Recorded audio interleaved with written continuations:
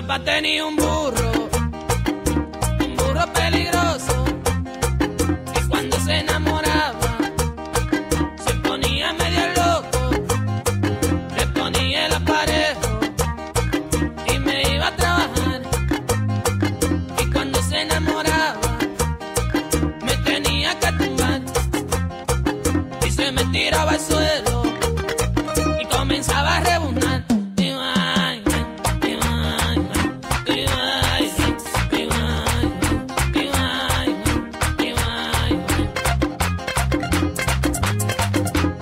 Le digo a papi que no se fuera a pasear, que ese burro es peligroso y que lo podía tumbar.